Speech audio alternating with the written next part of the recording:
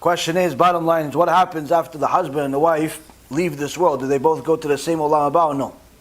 Bottom line, right? So Stipler Gaon told somebody, I came to him and asked him about a shidduch for his daughter. And he told him that this guy's a nice guy, but he doesn't learn Torah. So Stipler Gaon says, no, your daughter should not marry this guy. Even though he's a nice guy, you should not marry him. Why? Because your daughter's a tzadikah. This guy's not learning Torah, so they're definitely not going to be together in olam haba.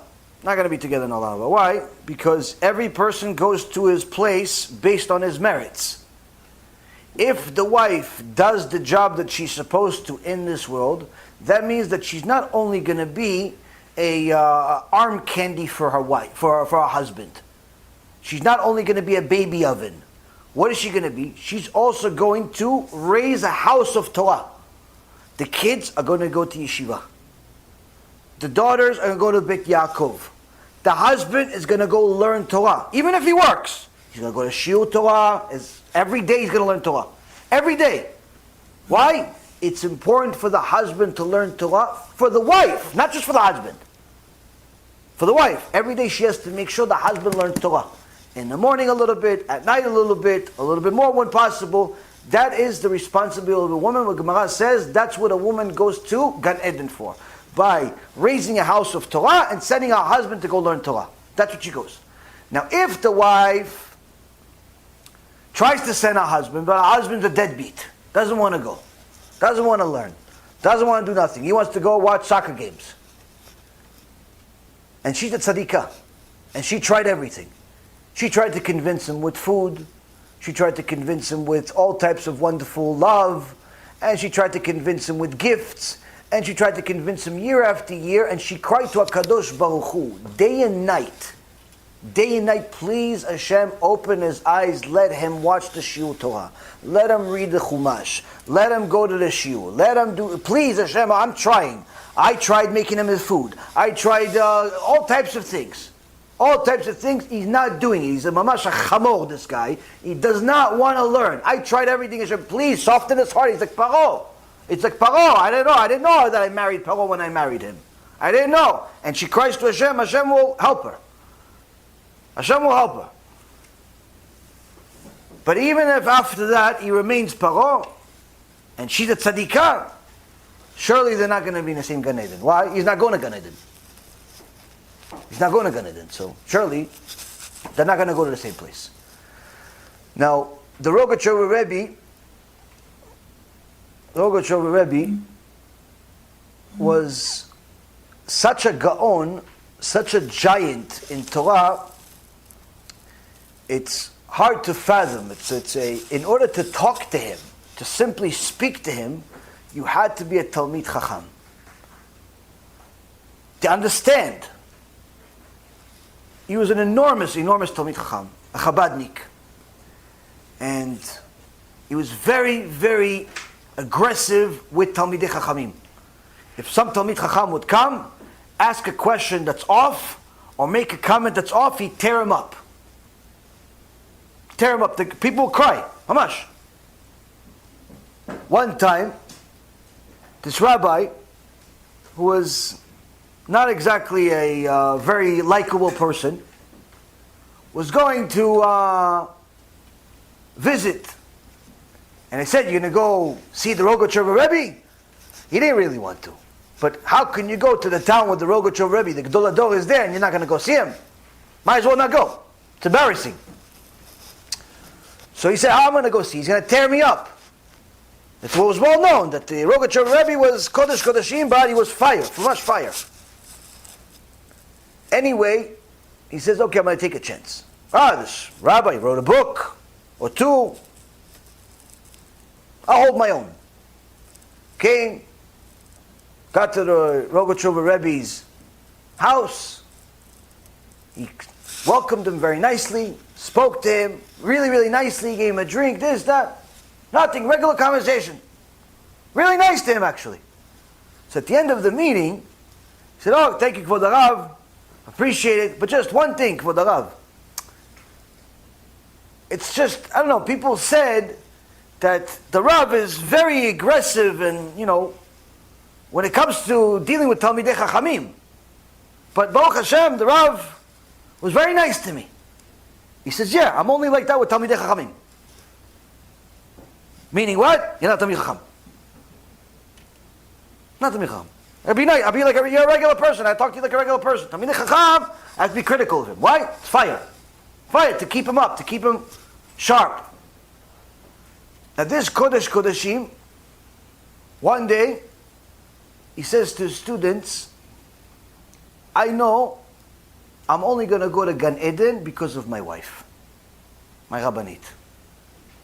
Gadol Hador says, only because your wife. Well, what does your wife do? He says, see, my wife's tzadikah.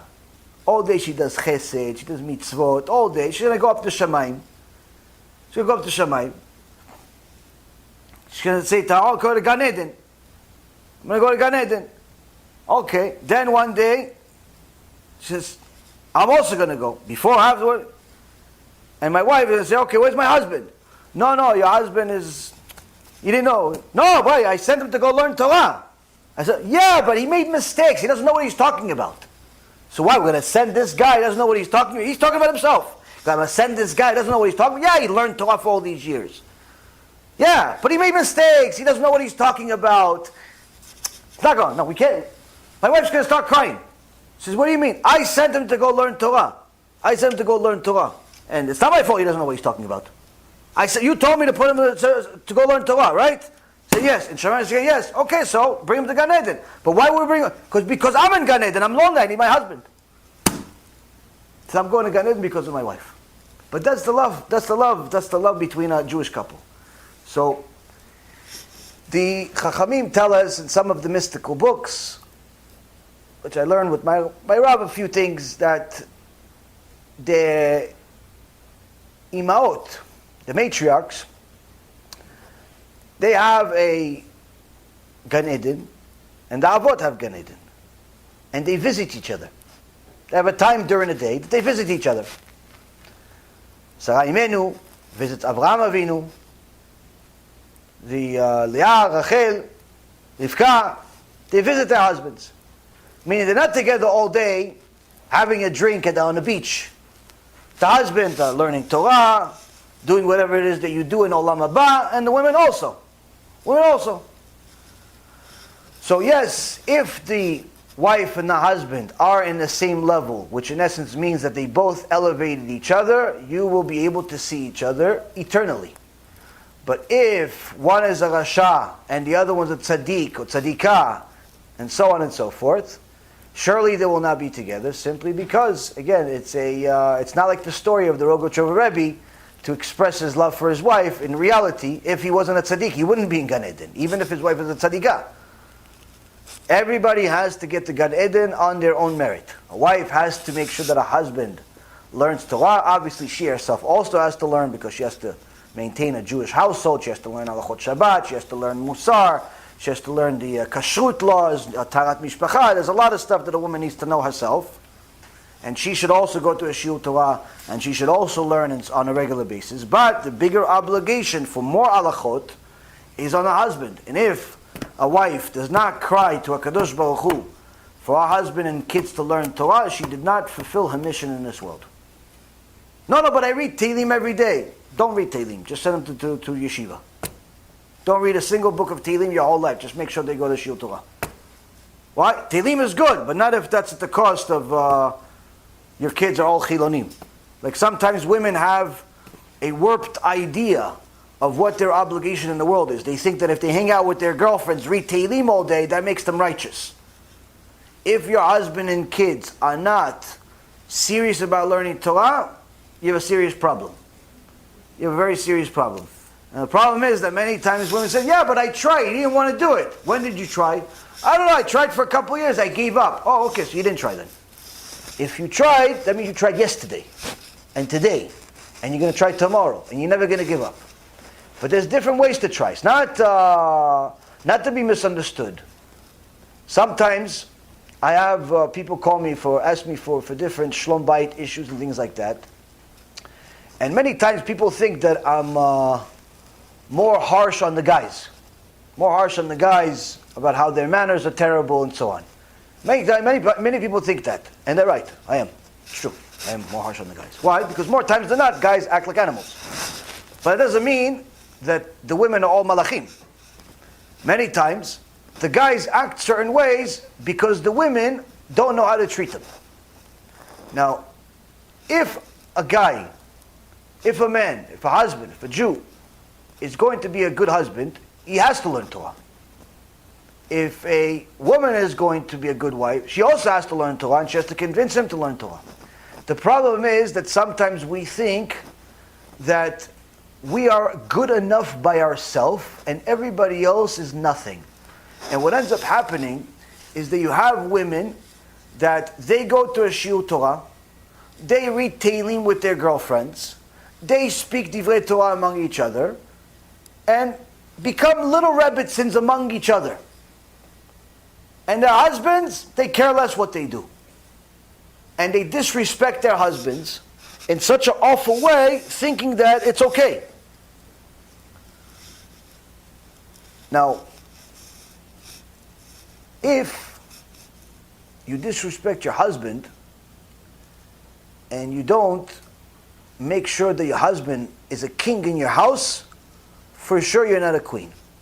If you treat your husband like he's some janitor, if you disrespect him like he's a nobody, if you make fun of your husband by calling him a loser, for sure you're going to Gehinnom.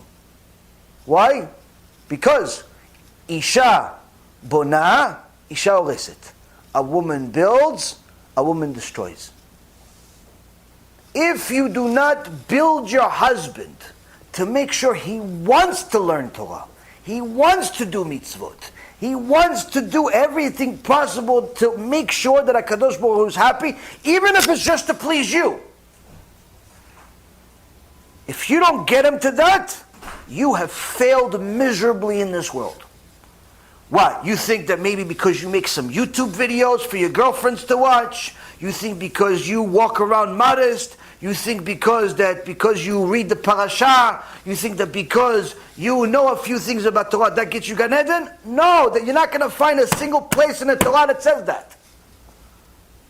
There's not a single place in the Torah that says that a woman that gives shiurei Torah, or a woman that knows Torah, or a woman that reads Tehillim every day is going to Gan Eden. Not a single place.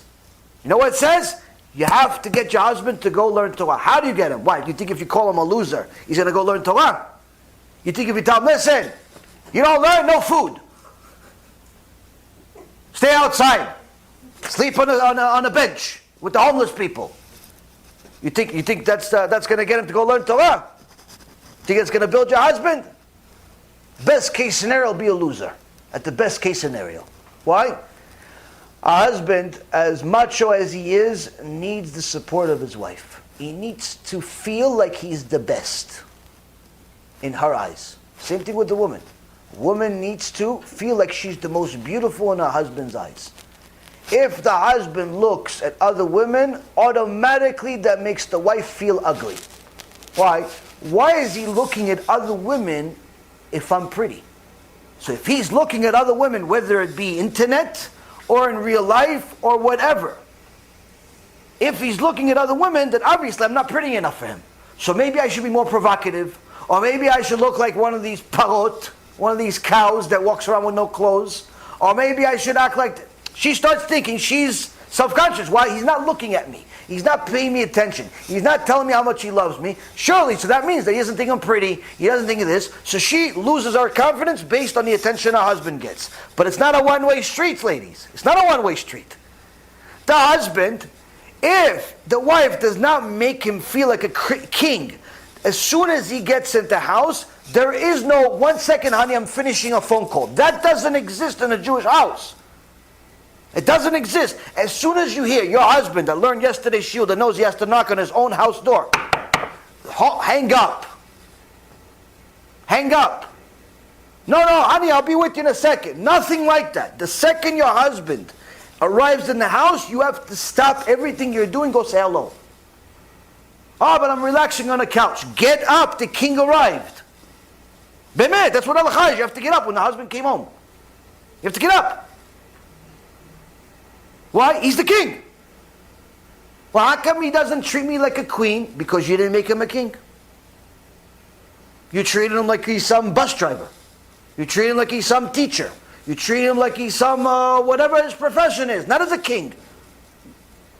So, obviously, you cannot be a queen if he's not a king. The second he arrives home, you have to stop what you're doing, go welcome your husband. Yeah, but I'm tired. Okay, so become untired. Become untired. Just like when your girlfriend shows up, and you were tired, but as soon as your girlfriend shows up, all of a sudden you have energy. All of a sudden you have energy to talk for 4 hours straight about everything that happened in the last 3 hours since you last talked to her. All of a sudden you have energy. Before she came, you had the sponge on your head. Oh, I'm dying, honey. I'm dying. I'm dying. I need to rest. I'm dying. The second your girlfriend came out, she came out. Oh, what are you doing? 4 hours speech. 4 hours. You just spoke to her 3 hours ago. How do you have 4 hours of material? 4 hours haven't passed since the last you spoke to her. 4 hours, you have energy all of a sudden. 3 hours ago, you're almost dying. But she showed up to your house. Surprise, surprise, surprise. All of a sudden, you have an energy. No, why you told her to go? No, I'm okay, I'm okay. I thought you were dying, honey. I was going to call 911. No, I'm okay. You're extreme. Well, you just told me to call 911. All of a sudden you have energy. Your husband arrived, you have to have the most amount of energy in the world. Meaning, you have to look pretty. Do not welcome your husband with a sponge on your head, looking like you just came from Tisha B'Av. You came from some funeral. Makeup's over here, and there. It looks like you're some cartoon. You have to look pretty when you're... Yeah, but he comes home late. It's 10 o'clock at night. Okay, so be ready at 10 o'clock at night. Why? That's your job. The king arrived. The king arrived. You want to be a queen? You have to have a king. There's no queen by herself unless it's in England. 500 years, she's a queen. No husband. Shtabach Shimo. Woman is older than some religions in the world. Where's the husband? So, king arrived, you have to look pretty. You have to get ready. Guess what? He has to have food too. Oh, but I'm tired. Okay, so you should have been untired and made him food. Okay, honey, I'll make him what he likes. Why? He went to learn Torah. He went to learn Torah. Make him what he likes. If your husband is picky when it comes to food, make him what he likes. Don't tell him, here's some potato chips. Laila Tov. If your husband's picky, you want him to become a Talmid Chacham, feed him. Now, I'm not telling you that you have to make him a 3-course meal every night, but he has to be happy. He has to feel that when he comes home, he's welcome there. Never use such language like, oh, you're here? What do you mean, oh, I live here? What do you mean, oh, I'm here? Where do you want me to be? Oh, no, I thought you were working. Are you implying that I should go back to work? I could just live at work if you want. Maybe you'll pay the mortgage. You have to be excited. You have to be excited to see your husband. Why? He's the king. The king arrived. Now, if you're half asleep, make us over here, you only look good when you go to the supermarket for Jose. Guess what? Your husband's not going to be happy. So he's going to say, listen, I'm learning Torah, but no one cares. When I made money, she cared. Why? I bought her a nice diamond bracelet, she cared. But when I got a chidush, she didn't care. In fact, she told me I don't even like it. Guess what? You just destroyed his entire ego, his entire confidence system. You didn't like his story about Moshe Rabbeinu.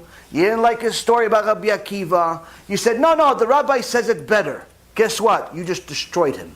You are going to be judged in Shemaim as a murderer. Why? Your husband gave you a story. You didn't like it, you had to pretend you like it. Just like he sometimes pretends to like your food, you have to pretend to like his story. Why? Isha bona, isha oreset.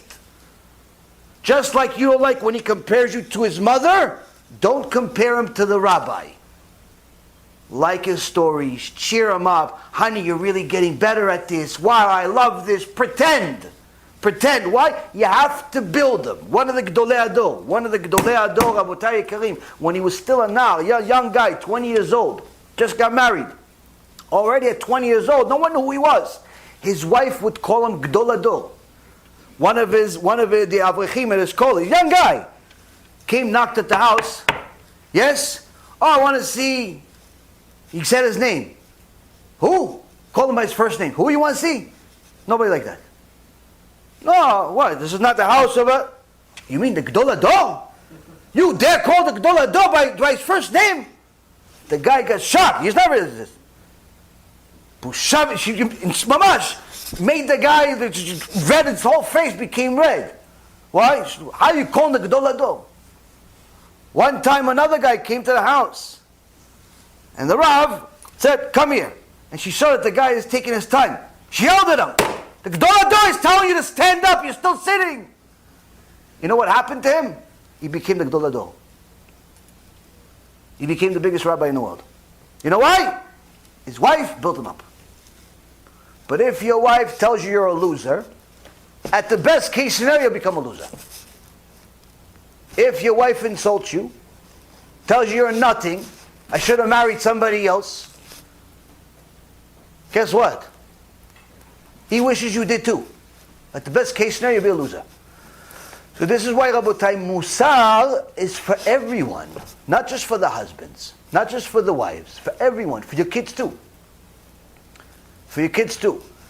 It is more common that men do certain things that are worse than what women do, but nonetheless, unfortunately today, people in general do not know how to treat each other. They don't know how to treat each other, they don't know how to respect each other, and then they complain that they don't want to be with each other.